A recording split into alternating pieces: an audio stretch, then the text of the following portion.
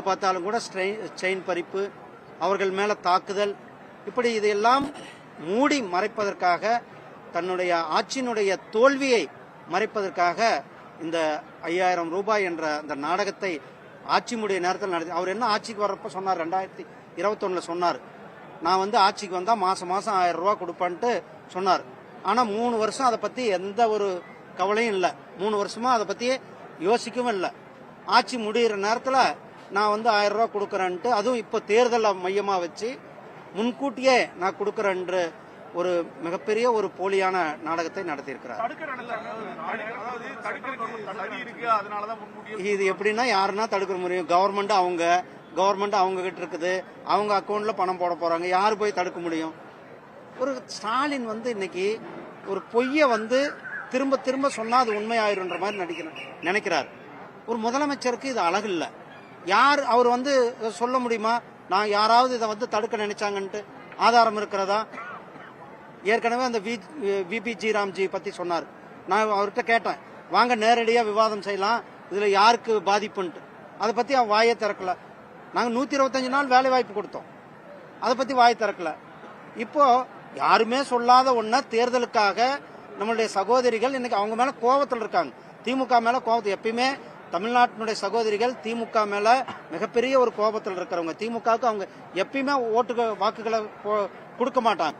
அப்படிப்பட்ட சகோதரிகளை அவர்களுடைய வாக்குகளுக்காக அவர்களை திசை திருப்பணும் என்ற அந்த எண்ணத்தோடு தான் இது நடத்திருக்கிறார்.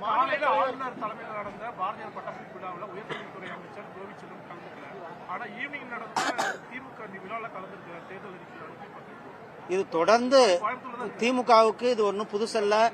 அரசியலமைப்பு சட்டத்தை மதிக்காதது, அரசியலமைப்பு சட்டத்தினுடைய படி நியமிக்கப்பட்டிருக்கிற மரியாதைக்குரிய திரு கவர்னர் அவர்களை வந்து புறக்கணிக்க வேண்டும், அவர்களை அவமதிக்க வேண்டும் என்ற ஒரு கெட்ட எண்ணத்தோடு தான் தொடர்ந்து தமிழ்நாட்டினுடைய அமைச்சர்கள் செயல்பட்டுக் கொண்டிருக்கிறார்கள். பாராளுமன்றத்தில் இப்போ எதிர்கட்சி தலைவர் ராகுல் காந்தியோட செயல்பாடுகள் எப்படி பாக்குறீங்க? இப்போ அஸ்வினி வைஷ்ணவ் வந்து ஒரு பேட்டி கொடுக்கிறாரு, அப்போ கூட வந்து லெட்ஸ் டாக் டுகெதர் அப்படின்னு சொல்லி கூட வந்து. ஆனா அவருடைய செயல்பாடு ஜீரோ. அண்ணா, கூட்டணி கட்சி தலைவர்களே அவங்க கூட்டணியில் இருக்கிற மற்ற கட்சிக்காரங்களே அவங்க கிட்ட சண்டைக்கு போறாங்க. நீங்க தான் பேச மாட்டேங்கிறீங்க, நீங்க இந்த நாட்டினுடைய நலனுக்காக இல்ல. நாங்க முதல் முறையா எம்பியா வந்திருக்கிறோம்.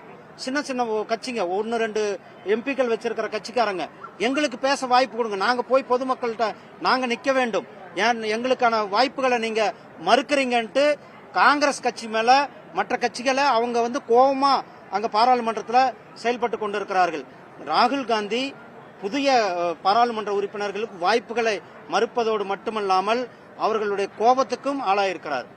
டிவிகே டிஎம்கே இடையில மட்டும்தான் போட்டி, மற்றவர்கள் அனைவரையும் மக்கள் டெலீட் செய்து விட்டார்கள் அப்படின்னு சொல்லி மற்ற எதிர்கட்சிகள் அனைத்தையும் சாதிக்கிறார் விஜய். எப்படி பாக்குறீங்க? அண்ணா இன்னும் 2 மாசம்னா தேசிய ஜனநாயக கூட்டணி ஆட்சி, பாரதிய ஜனதா கட்சி அண்ணா திராவிட முன்னேற்ற கழகத்தினுடைய கூட்டணி ஆட்சி வருகின்ற நாள் வெறும் 60 நாள் தான். அதை நீங்க இன்னைக்கு எழுதி வச்சுக்கோங்க. இன்னைக்கு எப்ப தேர்தல் வந்தாலும் கூட நாமளுடைய தேசிய ஜனநாயக கூட்டணி, அண்ணா திராவிட முன்னேற்ற கழகம், பாரதிய ஜனதா கட்சி, பாட்டாளி மக்கள் கட்சி, தமாக, அண்ணன் டிடிவி, எங்களுடைய கூட்டணி மிகப்பெரிய ஒரு வெற்றியை பெறும். ஆனா அதெல்லாம் வந்து எல்லாரும் நீங்க மாதிரி உங்க மாதிரி சொல்றது தானே. ஏதாவது ஆதாரம் இருக்கா? நீங்க போடுறீங்க, குண்டை போடுறீங்க 30%, அண்ணன் சொல்றாரு 3%. ஆளாளுக்கு ஏதோ ஏலத்தை ஏற்றி விடுற மாதிரி ஏற்றி விடுறீங்க. அவர் 3% தான் சொல்றாரு. 3% தாங்க எது ஒன்னும் 4 பேர் இருக்கிறத வச்சுட்டு உடனே 30%, 20% எங்க இருக்குது? என்ன அறிவுபூர்வமான சர்வே எடுத்திருக்கிறாங்க? யாராவது எடுத்திருக்காங்களா? யாராவது நீங்க எடுத்திருக்கீங்களா? ஒரு சர்வேயும் கிடையாது. நீங்க சொல்றத அவர் கேட்டிருக்கிறாரு, அவர் கேட்கறத அவர் கேட்கிறாரு. அவருக்கு சௌரியமா ஒரு 2%, அவரு உங்க சௌரியமா ஒரு 5%. என்னது இது? எந்த ஒரு பர்சன்டும் கிடையாது.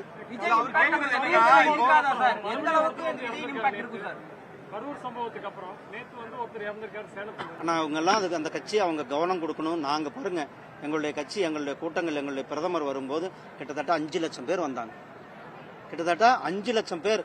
எவ்வளவு ஒரு ஒழுக்கமான கூட்டம், எவ்வளவு ஒரு கட்டுப்பாடு, அவ்வளவு ஏற்பாடு. இதெல்லாம் வந்து புதுசா வர்ற கட்சிகள் எல்லாம் கத்துக்கணும், நிறைய கத்துக்கணும். ஒரு கூட்டத்தை எப்படி ஆர்கனைஸ் பண்ணணும், எப்படி மக்களுக்கு வர்றவங்களுக்கு வசதிகள் செய்து கொடுக்கணும், அவர்களுக்கு அடிப்படை வசதிகள் எப்படி செய்து கொடுக்கணும், அவர்களை முறையா அந்த இடத்துக்கு போய் உட்கார வைக்கிறது, இதெல்லாம் அவங்க நிறைய இன்னும் ஏன்னா அரசியலுக்கு இப்பதான் வந்திருக்காங்க, நிறைய கத்துக்கணும். இந்த மாதிரி சம்பவங்கள் நடைபெறாமல் பார்த்து கொள்ள வேண்டும். கொண்டு வரப்பட்ட எஸ்ஓபி எல்லாமே டிவிகேவை குறிப்பிட்டு அவர்களுக்கு எதிராக மட்டுமே கொண்டு வரப்பட்ட எஸ்ஓபி, ஸ்டாண்டர்ட் ஆபரேட்டிங் சிஸ்டம். ஏன்னா எஸ்ஓபி எல்லா கட்சிக்கும் தானே பண்றாங்க. ஸ்டாலின் ஆபரேட்டிங் ப்ரொசீஜரா இருக்குன்னு சொல்லி குற்றம் சாட்டுறாரு. அவர்களுக்கு மட்டுமே பல்வேறு விதமான கட்டுப்பாடுகள் போடுறாங்க. தொண்டர்கள் உட்காருவதற்கு சேர் கூடி போடுறதுக்கு விடல அப்படிங்கிற நிபந்தனை. எல்லா கட்சியும் தேர்தல் எல்லா கட்சியும் நடத்திட்டு இருக்காங்க, அவங்களும் நடத்திட்டு இருக்காங்க.